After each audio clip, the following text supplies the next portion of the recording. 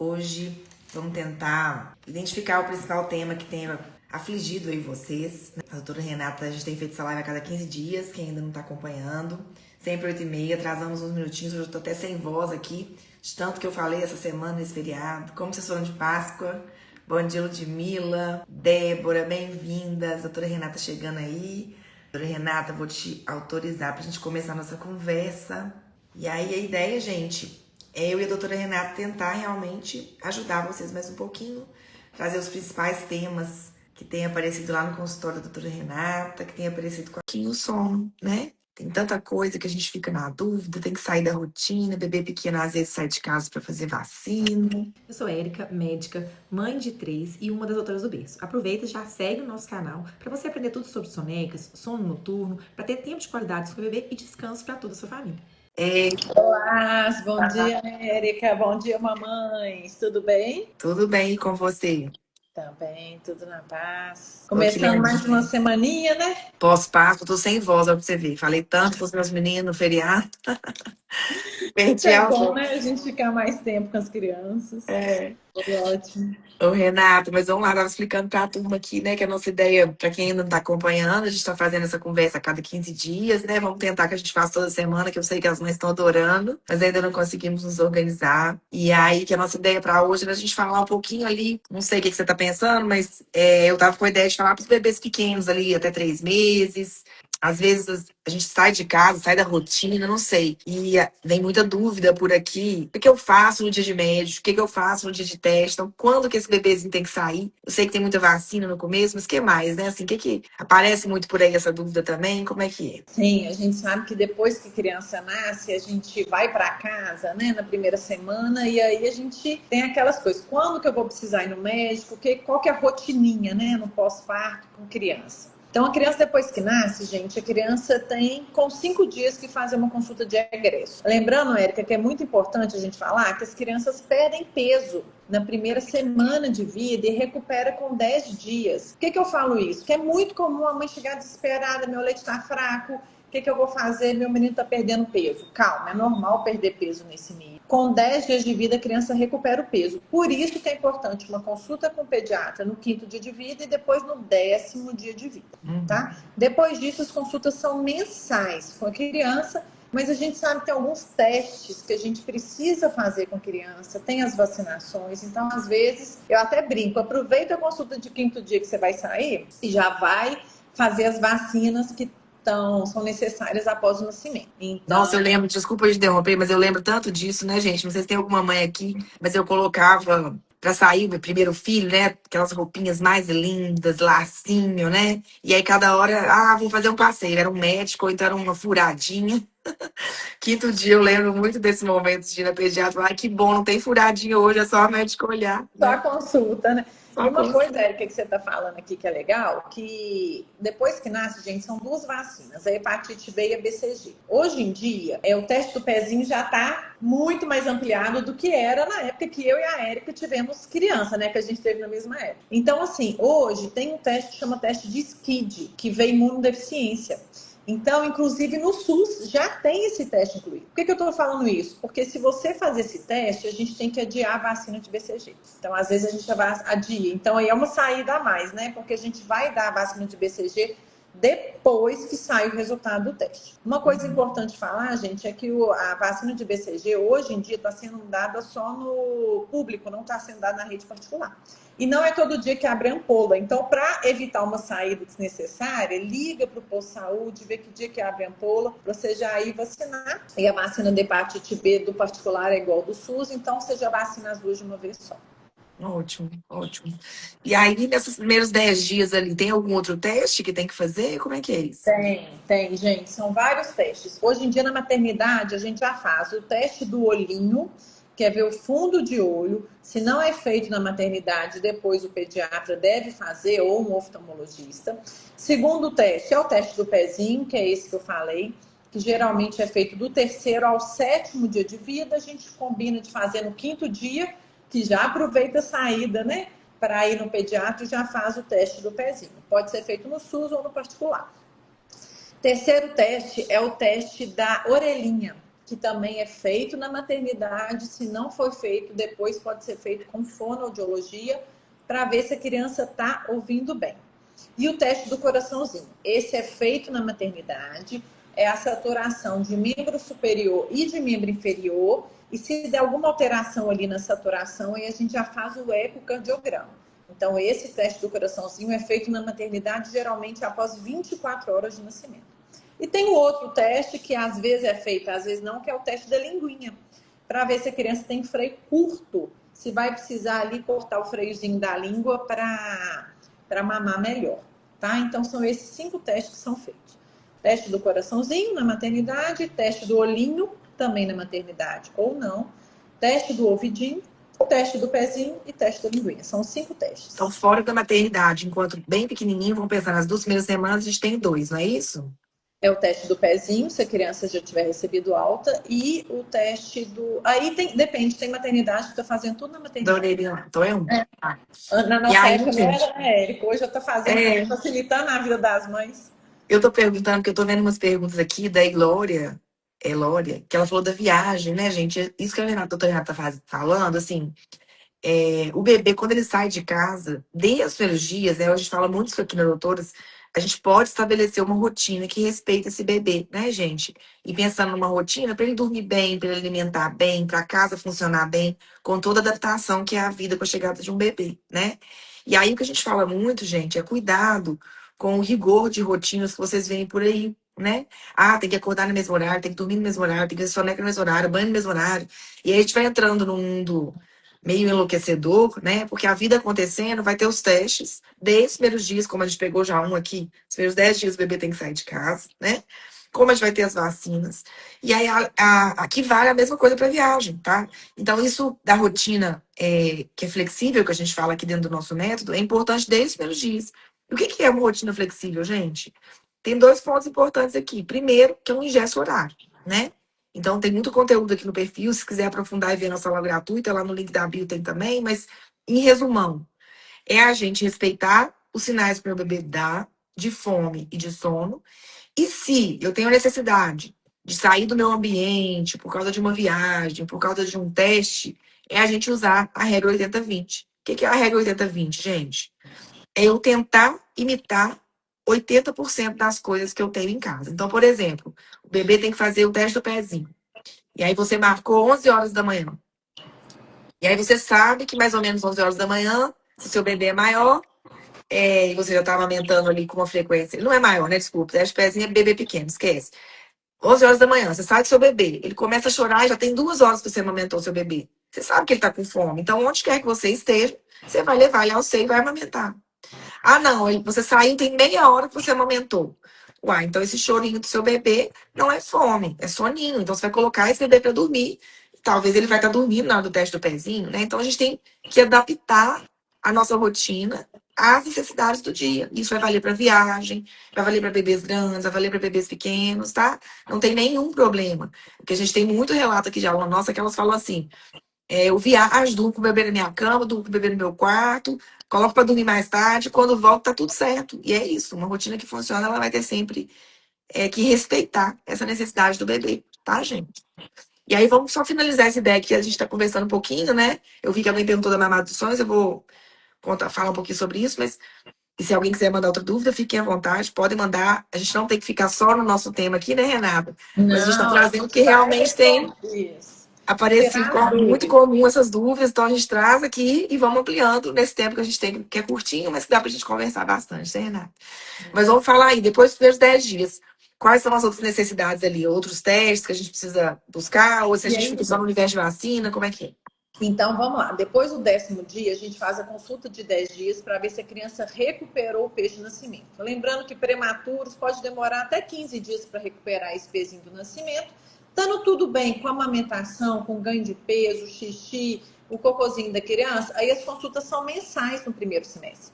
Então, a mãe vai ter que ir com 1 mês, 2 meses, 3 meses, mensalmente, até os 6, 7 meses de vida. Depois a sociedade já orienta que a gente pode pular 1 mês ou outro, mas é sempre individualizado, sabe, Érica? Então, assim, Se a criança está ganhando peso bem, aí a gente entra nessa rotina. Tem umas crianças que têm ganho de peso mais arrastado, aí eu faço retornos mais semanais, mas só para a mãe se programar. Então, no 5º dia de vida, tem que ir no pediatra e fazer o teste do pezinho.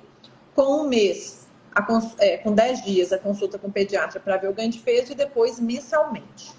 Então, fora essas datas, ficar mesmo com o bebê, né? Assim, eu falo primeiro mês, gente, adaptação, então evitar visitas desnecessariamente, porque a criança fica cansada, ainda mais no fim do dia, a mãe também está cansada. Então, se dá o direito do primeiro mês de entender, né? O neném te entender, vocês estão ali conhecendo, tendo experiências diferentes nesse primeiro mês. Então, o primeiro mês mesmo, mais quietinha, sair só nessas datas mesmo, que são mais necessárias. E a gente fala muito aqui com as nossas alunas, né, gente? Mesmo sem sair de casa de fato, então, assim, passeios, ambientes aglomerados, encontrar pessoas que podem estar portando alguma doença, né? A gente fala muito da importância da exposição à luz natural, né, gente? Então, às vezes, ou que se mora em prédio, vai lá no P, se mora em casa, vai na área externa com o bebê. Lembrar que é importante, né, no tempinho acordado que ele tem quando ele é pequeno, que é muito breve, a gente ter um tempo de qualidade, expor ele à luz natural. Isso faz muito bem, né, Renata? Não sei como é que é essa Em dupla todas das as mãos aí. Inclusive, tem estudos mostrando que a luz natural é fator protetor para miopia. Então, a gente sabe que crianças, filhos de pais míopes, pai e mãe míope, têm 3, 4, 5 vezes mais chance de desenvolver miopia. Então, a criança ser exposta diariamente, gente, 15 minutinhos, meia hora, à luz natural, isso também é fator de proteção. Mesmo bebê pequenininho, que mais dorme do que, né, fica acordadinho, isso é importante para a criança, tanto para absorção de vitamina D, quanto para visão. Então, isso é muito importante, o que a Érica falou, realmente. E lembrar, né, gente, a vitamina D é a exposição da criança ao sol, mas que a gente não pode nem ter um vidro, tem que ser direto no sol. Então, igual a Érica falou, vai numa área comum do prédio, evita o horário que está mais movimentado, mas é importante, sim, fazer esses passeios com as crianças. Ótimo. Também damos isso por aqui. Ô, gente, eu vi uma pergunta aqui também, fugindo um pouquinho do que a gente está falando, mas para a gente não passar em branco. A Flávia mandou aqui, ó. Bebê de 1 mês, 3 semanas. Já pode fazer a mamada dos sonhos? Ele dorme às 8 e acorda no 40. Super legal esse caso da Flávia, gente, porque assim, ó. Um bebê de 1 mês e 3 semanas, então tá caminhando para o 2º mês. Qual que é a nossa expectativa quando eu falo de sono para um bebê que está saindo durante o dia, no momento que ele pode sair breve, que a gente acabou de falar, tá tendo uma atividade enquanto ele está acordado de qualidade, que a gente chama, provável que tá tendo boas mamadas, como rotina que funciona, o que a gente espera? Que perto ali de 1 mês, esse bebê comece a pular uma mamada, né, doutora Renata? Então, assim, ele fazia, por exemplo, de manhã 3 em 3 horas, eu espero que perde 1 mês, ele começa a fazer 6 em 6. Se ele fazer 2 em 2, isso livre demanda, tá, gente? Respeitando os sinais de fome do bebê, ele vai fazer de 4 em 4 à noite, né? E aí a Flávia trazendo aqui que o bebezinho dela já está quase com 2 meses e ele tá fazendo um primeiro estirão respeitando essa regrinha que eu falei aqui pra vocês. Então ele vai de 8 até 1h40, ó.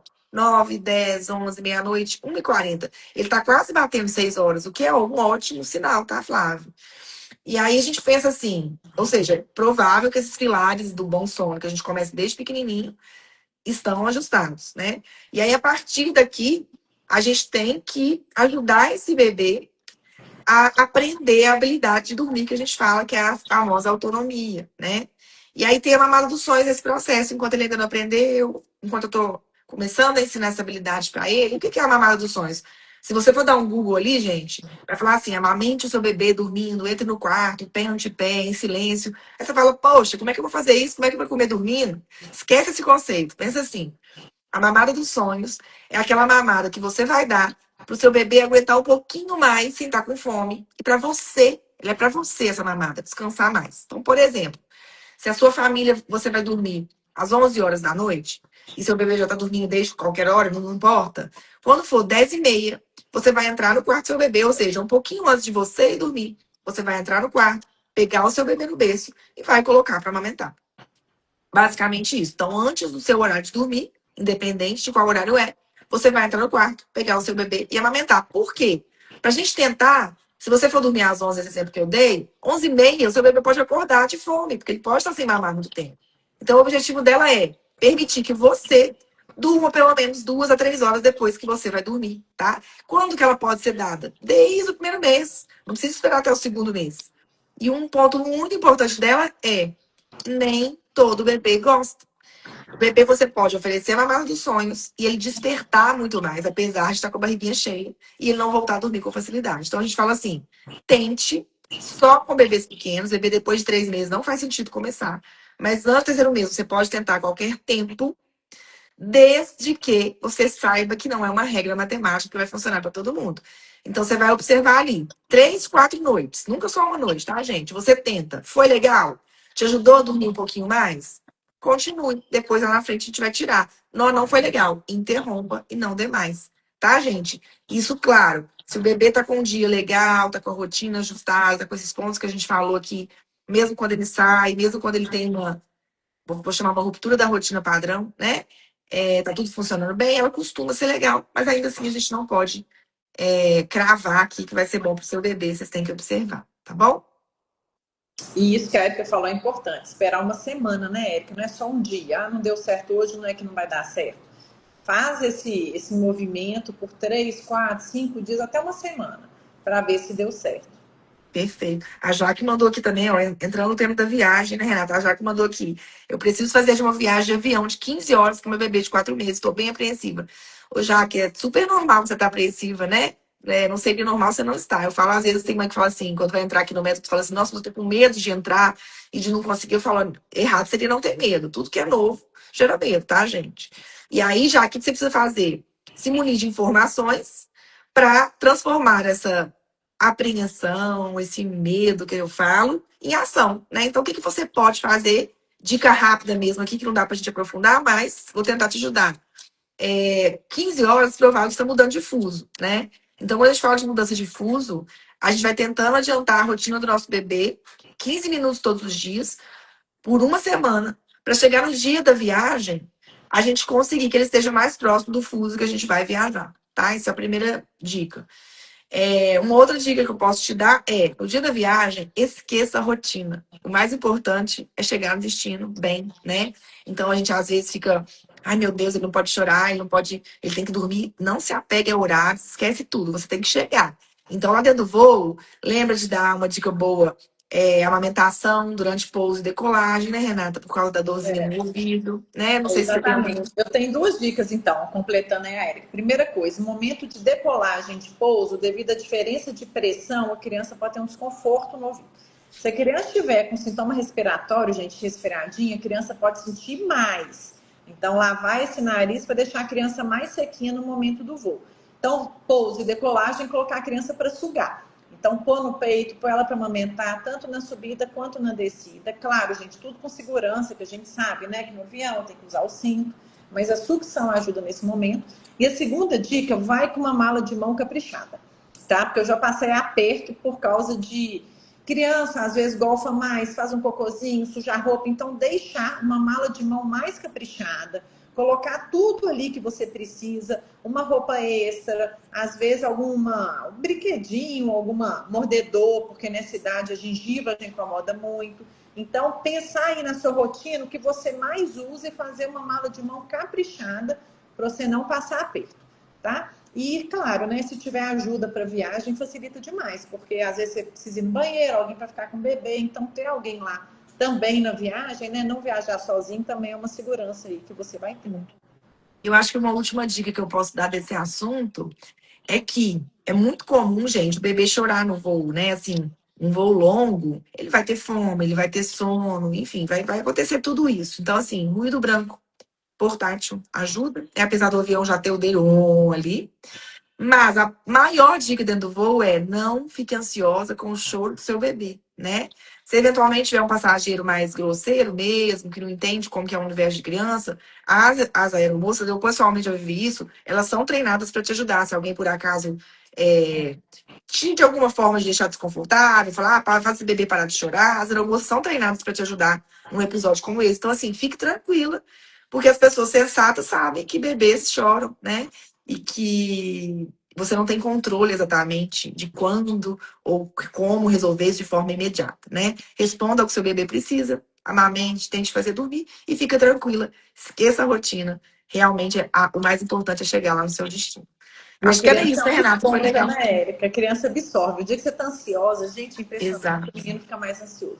Então, assim, igual a Érica falou, é um dia que seu objetivo é chegar no destino. Então, para isso, a rotina vai estar atrapalhada, mas pensa que vai dar certo. Isso. E avião você não controla nem o horário que você vai sair, né, gente? Então, teria algumas dicas nesse sentido, mas não tem jeito, né? Então, a gente controla o que está no nosso controle sempre, senão a gente enlouquece. E aproveita, né? Imagina, já, que aproveita e depois conta pra gente como que foi. Ô, gente, então vamos ficando por aqui, né, Renata? É uma delícia a conversa, 15 em 15. Daqui a pouco a gente vai conseguir se organizar para ser semanal. Se Deus quiser. Se Deus quiser. Te agradeço imensamente, é um prazer. Sempre. Doutora Renata, ela deixou de ser parceira, agora ela virou doutora do berço mesmo, né, Renata? Então a gente está organizando aqui essa agenda do lado de cá. Daqui a pouquinho as Vai dar coisas certo. ficam mais firmes. E eu agradeço muito, Érica, de estar aqui com você, da gente poder, né, responder às vezes umas perguntas das mamães. E a gente está sempre à disposição também no nosso Insta, né?